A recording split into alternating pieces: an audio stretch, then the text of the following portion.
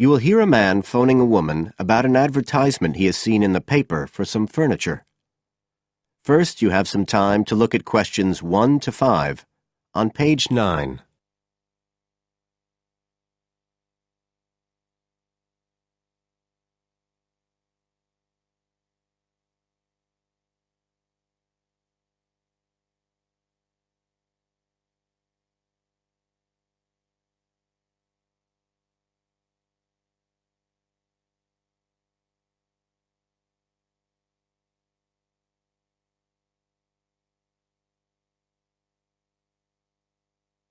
You will see that there is an example which has been done for you.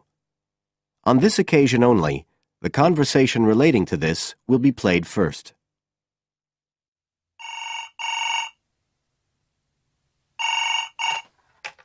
Hello? Oh, hello. I'm ringing about the advertisement in yesterday's newspaper. The one for the bookcases. Can you tell me if they're still available? We've sold one, but we still have 2 available. The number of bookcases available is 2. So 2 has been written in the space. Now we shall begin. You should answer the questions as you listen, because you will not hear the recording a second time. Listen carefully and answer questions 1 to 5.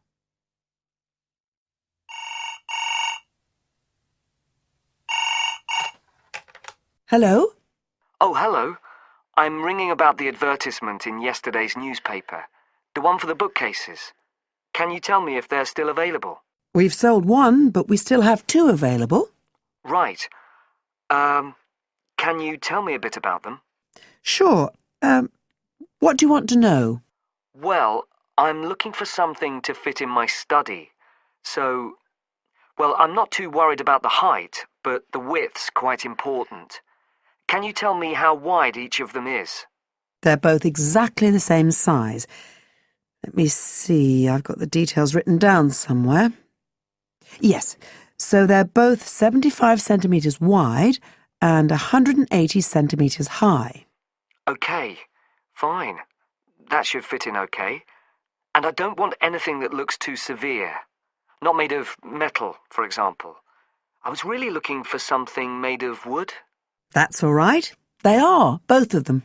So, are they both the same price as well? No, the first bookcase is quite a bit cheaper. It's just £15. We paid £60 for it just 5 years ago, so it's very good value. It's in perfectly good condition. Well, they're both in very good condition, in fact. But the first one isn't the same quality as the other one. It's a good, sturdy bookcase. It used to be in my son's room, but it could do with a fresh coat of paint. Oh, it's painted? Yes, it's cream at present. But as I say, you could easily change that if you wanted, to fit in with your colour scheme. Yes, I'd probably paint it white if I got it. Let's see, what else? How many shelves has it got? 6. 2 of them are fixed, and the other 4 are adjustable, so you can shift them up and down according to the sizes of your books. Right, fine. Well, that certainly sounds like a possibility. Before you hear the rest of the conversation, you have some time to look at questions 6 to 10 on page 9.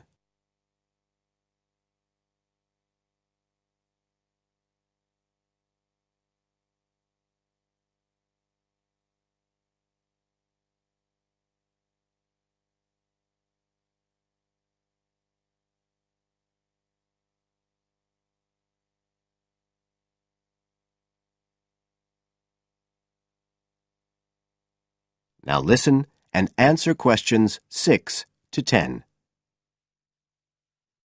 But the second one's a lovely bookcase too. That's not painted, it's just the natural wood colour, dark brown.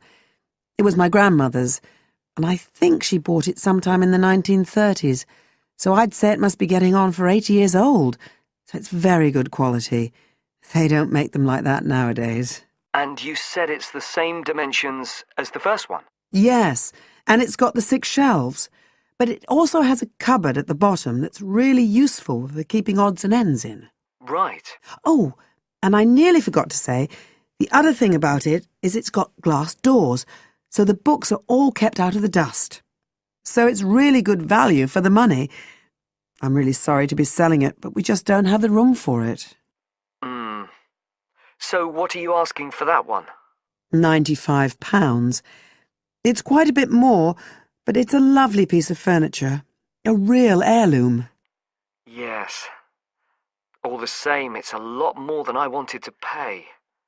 I didn't really want to go above 30 or 40. Anyway, the first one sounds fine for what I need. Just as you like. So, is it all right if I come round and have a look this evening? Then, if it's okay, I can take it away with me. Of course. So you'll be coming by car, will you? I've got a friend with a van, so I'll get him to bring me round. If you can just give me the details of where you live. Sure. I'm Mrs. Blake. Blake. That's right. And the address is 41 Oak Rise. That's in Stanton. Okay, so I'll be coming from the town centre. Can you give me an idea of where you are? Yes. You know the road that goes out towards the university? Yes. Well, you take that road and you go on till you get to a roundabout. Go straight on, then Oak Rise is the first road to the right. Out towards the university, past the roundabout, first left. First right. And we're at the end of the road. Got it. So I'll be round at about 7, if that's all right. Oh, and my name's Connor. Connor Field. Fine. I'll see you then, Connor.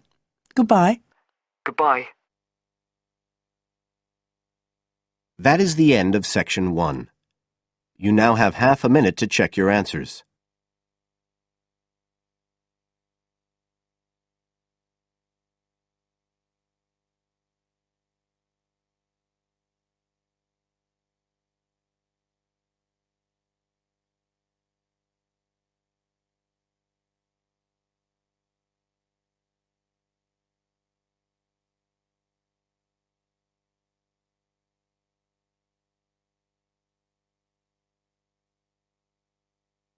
Now turn to section 2 on page 10.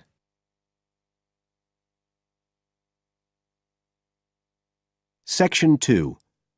You will hear a talk on New Zealand radio about an art sale which is being held to raise money for charity. First, you have some time to look at questions 11 to 13 on page 10.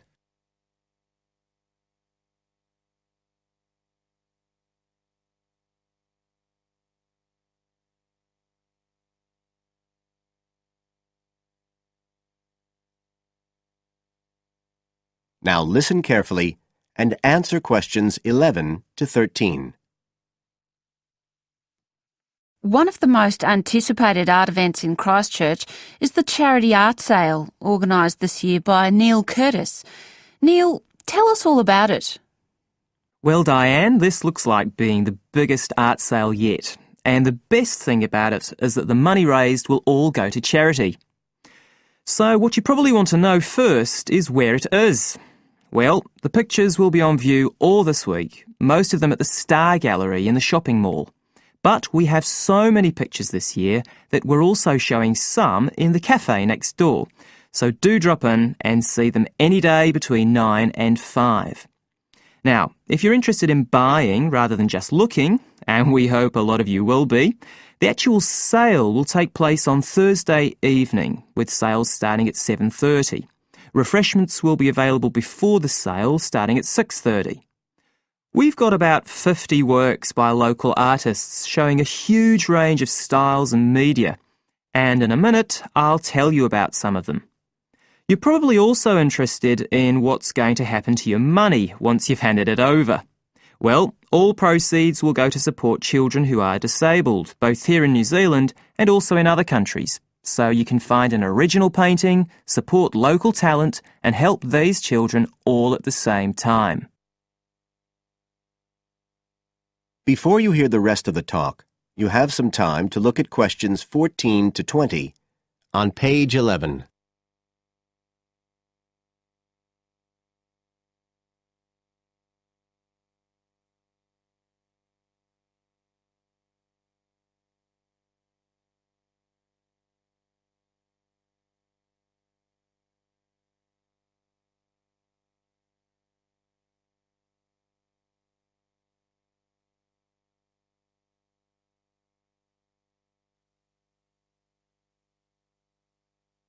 Now listen and answer questions 14 to 20. Now, let me tell you a bit about some of the artists who have kindly agreed to donate their pictures to the charity art sale. One of them is Don Studley, who has a special interest in the art sale because his 5-year-old daughter was born with a serious back problem. After an operation earlier this year, she's now doing fine, but Don says he wants to offer something to help other less fortunate children. Don is totally self-taught and says he's passionate about painting. His paintings depict some of our New Zealand birds in their natural habitats. One relative newcomer to New Zealand is James Chang, who came here from Taiwan 9 years ago at the age of 56. Mr. Chang had 13 exhibitions in Taiwan before he came to live here in Christchurch, so he's a well-established artist, and art has been a lifelong passion for him. His paintings are certainly worth looking at. If you like abstract pictures with strong colour schemes, you'll love them. Natalie Stevens was born in New Zealand, but has exhibited in China, Australia and Spain. As well as being an artist, she's a website designer. She believes art should be universal, and her paintings use soft colours and a mixture of media. Most of her pictures are portraits, so watch out, some of them may even be friends of yours. And then we have Christine Shin from Korea. Christine only started to learn English 2 years ago when she arrived in New Zealand, but she's been painting professionally for over 10 years, and she sure knows how to communicate strong messages through the universal language of art. She usually works from photographs and paints delicate watercolours, which combine traditional Asian influences with New Zealand landscapes, giving a very special view of our local scenery. Well, that's all I have time to tell you now, but as well as these 4, there are many other artists whose work will be on sale, so do come along on Thursday. We accept cheques, credit cards or cash. And remember, even if you don't buy a picture, you can always make a donation. That is the end of Section 2. You now have half a minute to check your answers.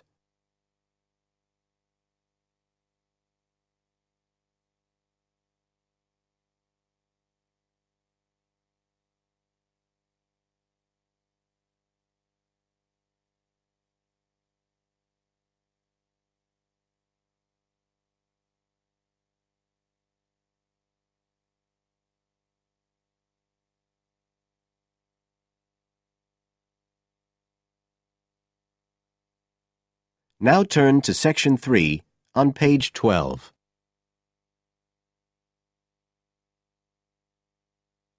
Section 3.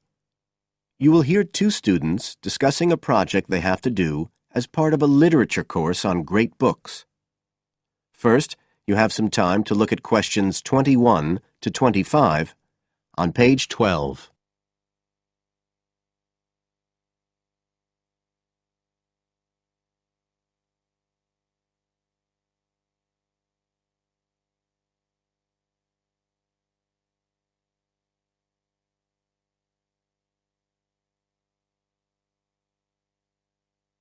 Now listen carefully and answer questions 21 to 25.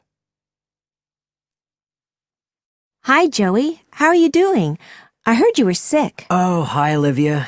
Yeah, I had a virus last week, and I missed a whole pile of lectures, like the first one on the great books in literature, where Dr. Castle gave us all the information about the semester project. I can give you copies of the handouts. I've got them right here. That's okay. I already collected the handouts, but I'm not very clear about all the details. I know we each have to choose an individual author. I think I'm going to do Carlos Castaneda. I'm really interested in South American literature. Have you checked he's on the list that Dr. Castle gave us? We can't just choose anyone. Yeah, I checked. It's okay. Who did you choose? Well, I was thinking of choosing Ernest Hemingway, but then I thought, no, I'll do a British author, not an American one. So I chose Emily Bronte. Okay. And first of all, it says we have to read a biography of our author. I guess it's okay if we just look up information about him on the internet? No, it's got to be a full-length book. I think the minimum length's 250 pages. There's a list of biographies. Didn't you get that? Oh, right. I didn't realize we had to stick with that. So, what do we have to do when we've read the biography? Well, then we have to choose one work by the writer. Again, it's got to be something quite long. We can't just read a short story. But I guess a collection of short stories would be okay? Yes, or even a collection of poems, they said. But I think most people are doing novels. I'm going to do Wuthering Heights. I've read it before, but I really want to read it again now I've found out more about the writer. And then the video. We have to make a short video about our author and about the book. How long has it got to be? A minute. What? Like 60 seconds? We got to give all the important information about their life and the book we choose? Well, you can't do everything. I wrote it down somewhere. Yes, Dr. Castle said we had to find or write a short passage that helps to explain the author's passion for writing, why they're a writer. So we can back this up with reference to important events in the writer's life, if they're relevant. But it's up to us, really. The video's meant to portray the essence of the writer's life and the piece of writing we choose. So when we read the biography, we have to think about what kind of person our writer is. Yes, and the historical context and so on. So for my writer, Emily Bronte, the biography gave a really strong impression of the place where she lived and the countryside around. Right. I'm beginning to get the idea. Before you hear the rest of the talk, you have some time to look at questions 26 to 30 on page 13.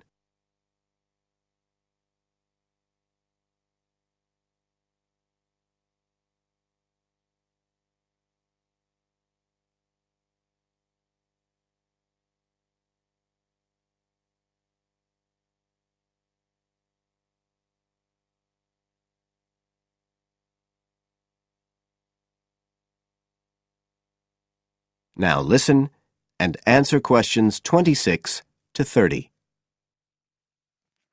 Can I check the other requirements with you? Sure. The handout said after we'd read the biography, we had to read the work we'd chosen by our author and choose a passage that's typical in some way, that typifies the author's interests and style. Yes, but at the same time, it has to relate to the biographical extract you choose. There's got to be some sort of theme linking them. Okay, I'm with you. And then you have to think about the video. So are we meant to dramatize the scene we choose? I guess we could, but there's not a lot of time for that. I think it's more how we can use things like sound effects to create the atmosphere, the feeling we want. And presumably visuals as well? Yeah, of course. I mean, I suppose that's the whole point of making a video. But whatever we use has to be historically in keeping with the author. We can use things like digital image processing to do it all. So we can use any computer software we want? Sure. And it's important that we use a range, not just one software program. That's actually one of the things we're assessed on. Okay. Oh, and something else that's apparently really important is to keep track of the materials we use and to acknowledge them. Including stuff we download off the internet, presumably? Yeah, so our video has to list all the material used with details of the source in a bibliography at the end. Okay. And you were talking about assessment of the project. Did they give us the criteria? I couldn't find anything on the handout. Sure. He gave us them in the lecture. Let's see, you get 25% just for getting all the components done. That's both sets of reading and the video. Then the second part is actually how successful we are at getting the essence of the work. They call that content, and that counts for 50%. Then the last 25% is on the video itself, the artistic and technical side. Great. Well, that sounds a lot of work, but a whole lot better than just handing in a paper. Thanks a lot, Olivia. You're welcome. That is the end of section 3. You now have half a minute to check your answers.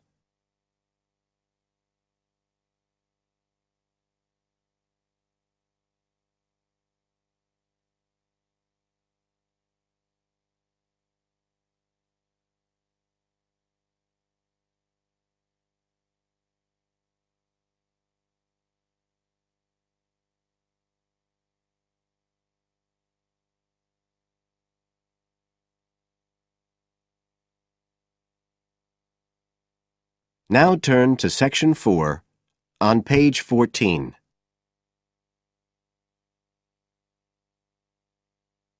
Section 4.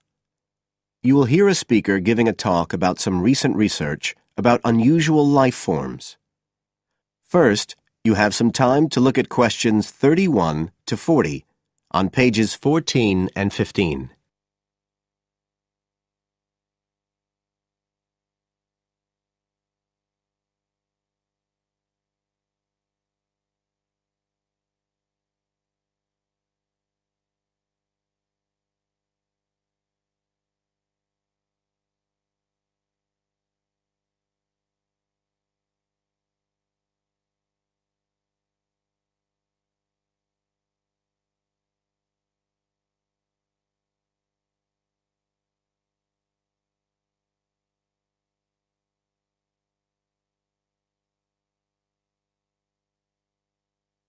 Now listen carefully and answer questions 31 to 40.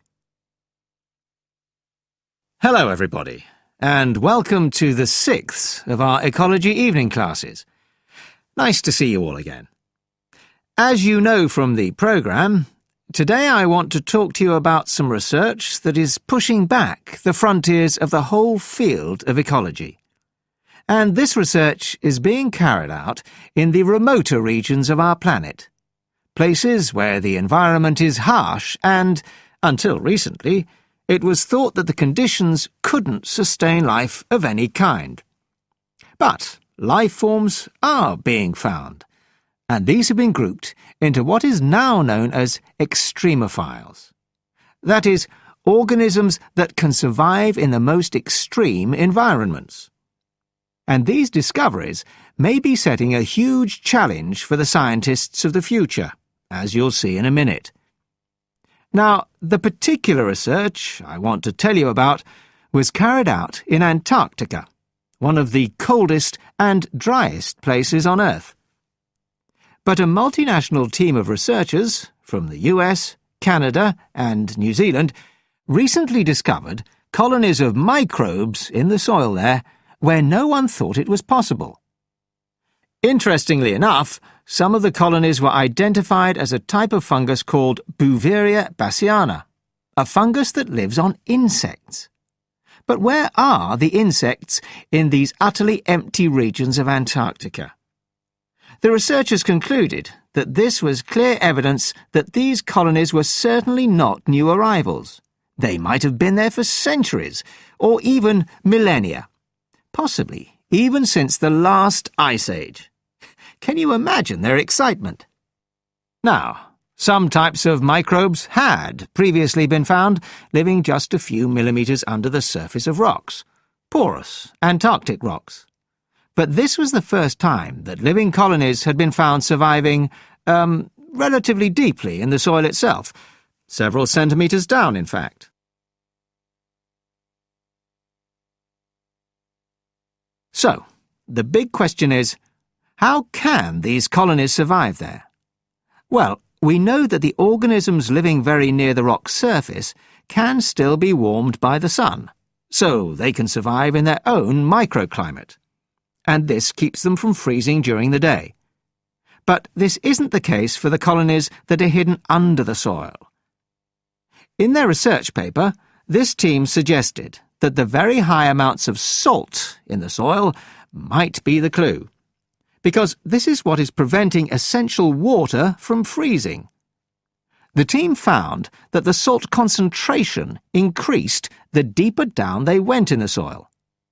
But while they had expected the number of organisms to be fewer down there, they actually found the opposite.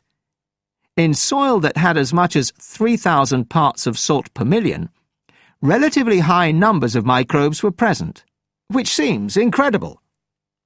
But the point is that at those levels of salt, the temperature could drop to minus 56 degrees before frost would cause any damage to the organisms. This relationship between microbes and salt, at temperatures way below the normal freezing point of water, is a really significant breakthrough. As you all know, life is dependent on the availability of water in liquid form, and the role of salt at very low temperatures could be the key to survival in these kinds of conditions. Now, the process at work here is called supercooling, and that's usually written as one word, but it isn't really understood as yet, so there's a lot more for researchers to work on. However, the fact that this process occurs naturally in Antarctica may suggest that it might occur in other places with similar conditions, including on our neighbouring planet, Mars. So, you can start to see the wider implications of this kind of research. In short, it appears to support the growing belief that extraterrestrial life might be able to survive the dry, cold conditions on other planets after all. Not only does this research produce evidence that life is possible there, it's also informing scientists of the locations where it might be found. So all of this might have great significance for future unmanned space missions. One specialist on Mars confirms the importance of the interaction. That is the end of Section 4.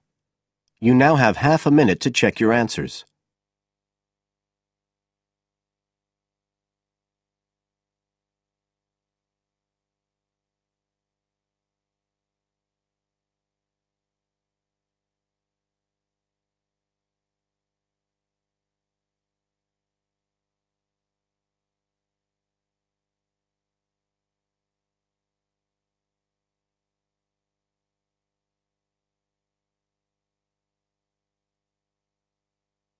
That is the end of the listening test.